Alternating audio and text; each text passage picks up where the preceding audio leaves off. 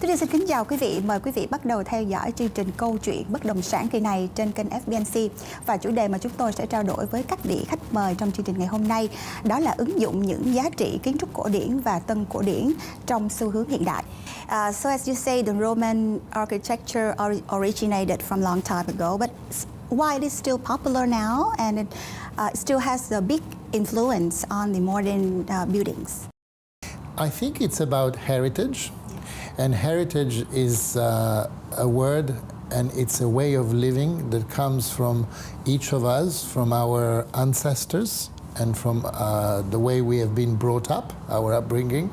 And somehow I find it quite interesting that being Italian and being in a country like Vietnam, we have a lot of similarities together because we valued families, we valued heritage, and we value things that will stay forever.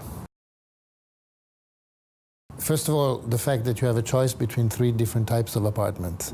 They're all qualitative.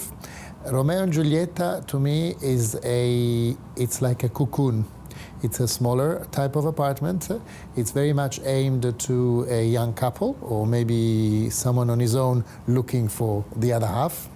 The features that I used are classical, modern and elegant at the same time. And although the space is smaller, but it's very functional.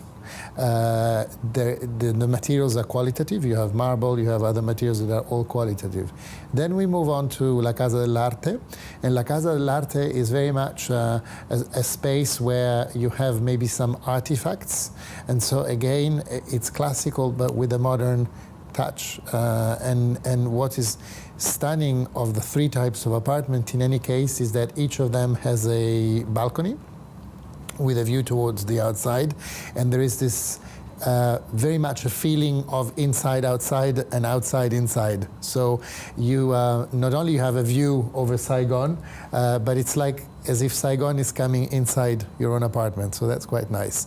And then when we move on to the bigger size apartments, La Bella Forma. La Bella Forma is quite interesting. I don't know if you're aware of the Italian meaning of Bella Forma, but it has a double meaning.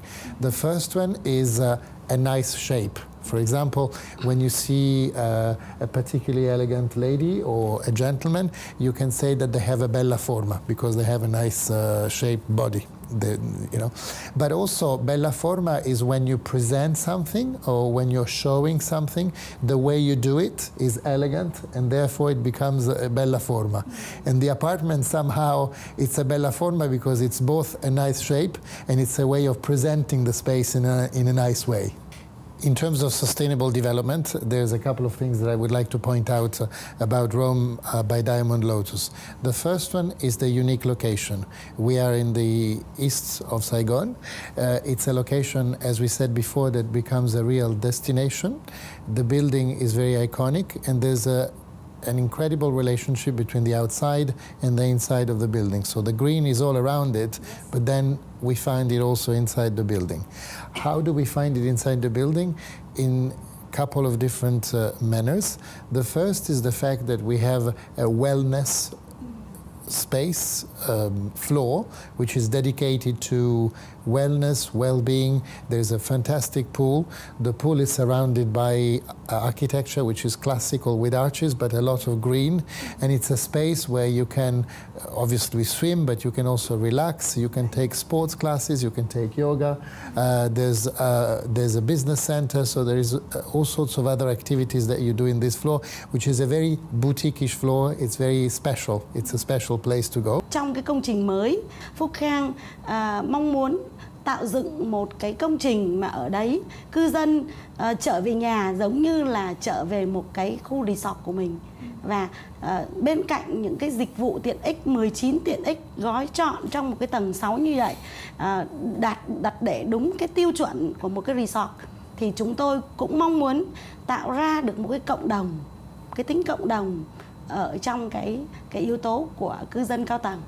Khi mà tất cả mọi người trở về nhà thì không còn chỉ trở về với cái hành lang và cái căn hộ, mà họ có thể xuống dưới tầng 6 để họ có thể trò chuyện với nhau, con họ có thể chơi với nhau và tạo ra một cái tình cảm của cộng đồng. Chúng tôi mong muốn là mỗi một cái cộng đồng chúng tôi đang xây dựng thì không phải chỉ là một cộng đồng cho người Việt, mà là một cộng đồng của những công dân toàn cầu và một cộng đồng của một cái sự đa dạng về văn hóa.